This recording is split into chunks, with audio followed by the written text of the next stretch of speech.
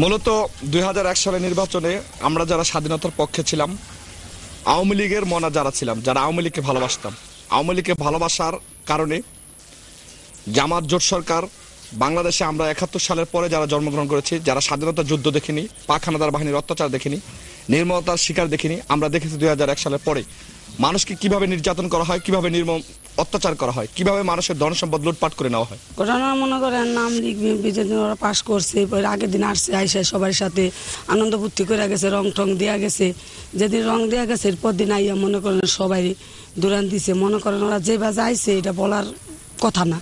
মনে করেন দেখে যত পুরুষ মহিলা ছিল পলাইছে, তো মনে করেন মেয়েরা ছিল একে ওই বাড়ি আমার জাল খারিছে, রাস্তার লেখা খারিছি, হকিদা দুইটা বাড়ি দিছে রানের মিদে মহিলা আমার জাল ওরে বাড়ি দিছে ফরিদাগুড়া নাম। আর আমার মনে করেন হাতরাম একটা বাড়ি বেশি। আর আমার মেয়ের হাতে যে রূপার পোলা পানের চুরি আছে নিয়ে গেছে, নেওয়ার পর মনে করেন ইচ্ছারম বাড়ি গড়াইয়া কোবাইয়া ইচ্ছারম বাইরে মনে করেন ঘরে যা ছিল ওরা সুযোগ পাইলে নিয়েও গেছে, সব কিছু নিয়ে গেছে মারছে ধরছে। আর মনে করেন দুইটা মাইয়া ছিল বড় আমার ননদ আমার বাড়ির ওকে নেওয়া পায়খানা সাইডে ছিলাম পলাইয়া জগ এরকম দীক্ষা।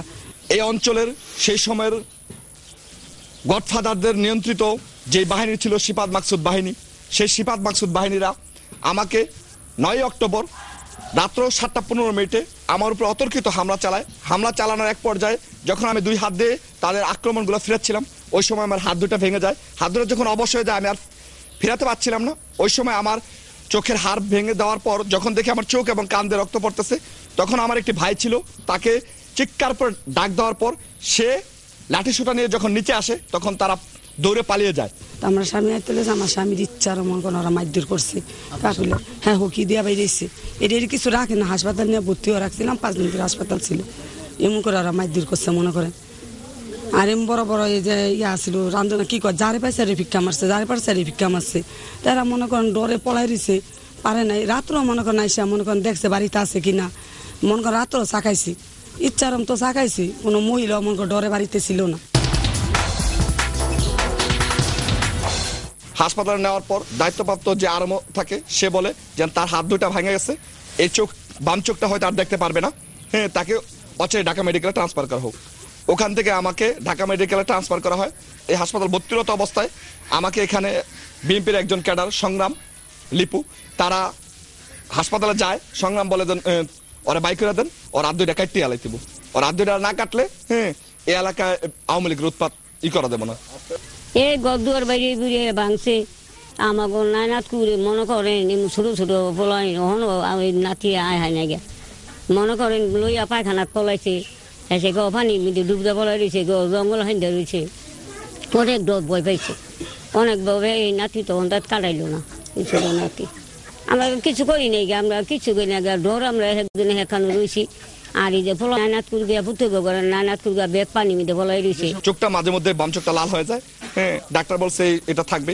আমার এই ডান হাতের এখান থেকে একটা বেঁকা রেখা বোঝা যায়, ঠিক আছে, একটু বাঁকা হইয়া হাতটা জড়ানো ছিল। আর বাম হাতের এই অংশটা এখানে যে টোপ পরা আছে বোঝা যায়, এখানে একটা টোপ আছে, 2 জায়গায় ভাঙছিল। আমাকে যারা 2টা হাত ভাঙছে তারাও সুন্দরভাবে এলাকা করতেছে, তাদের কাউকে ডাইকেও বলি না কিরে ভাই কিল্লে মারছিল। থানার যে ওই সময়কার দারোগা ছিল, সেকেন্ড দারোগা ছিল, তাকে বলছিলাম, অনুরোধ করছিলাম প্রয়োজনে একটা জিডি রাখেন। সে বলছিল জিডি রাখলে তোমার জীবনটাই শেষ হয়ে যাবো, দরকার নাই তুমি জিডি করো না, যাওগা। আসছিল না এত না থাকলে বাইরেছি নি লাড়িটা বাইরে বুঝাইয়া মাইসের ঘর দুয়ার বেকা বুকা করে হারাইছে। লুটপাট করে অনেক জিনিস নিছে, অনেক গতন মাল সাবানা নিছে। এই যে কাছের হগল প্লেট পুলেট হাফ প্লেট অনেক কিছু সুখে থাকে না বড়া, হেগিলি লুয়ে গেছে। 2001 সালের পর যারা আওয়ামী লীগের রাজনীতি করছে সক্রিয়ভাবে, তারা মামলা খায় নাই এরকম ইতিহাস মনে হয় খুব কম আছে। টোটাল আমার নামে এবং আমার যারা আমার সাথে তখনই চলতো তাদের নামে টোটাল 6টি মামলা হয়েছিল। হ্যাঁ কাছে আমাদের বিচার সে ভালো করে বিচার করবো, যে আমরা চাই সূক্ষ্ম বিচার করুক, এটাই তার কাছে আমাদের দাবি। আমি বঙ্গবন্ধু কন্যা জননেত্রী শেখ হাসিনার কাছে জোর আবেদন, 2001 সালের পর বাংলাদেশের তার কর্মী বাহিনীর উপরে, তার সন্তানদের উপরে যেরকম অত্যাচার নির্যাতন হয়েছিল, যারা অত্যাচারিত হয়েছিল তাদেরও আপনি ভালোবাসেন, আর যারা অত্যাচার করেছিল তারা যেন ভবিষ্যতে আর এমন অত্যাচার করতে পারে না, দুঃসাহস না দেখায়, তাদের বিচার এই বাংলার মাটিতে আমরা কর্মীরা দেখতে চাই।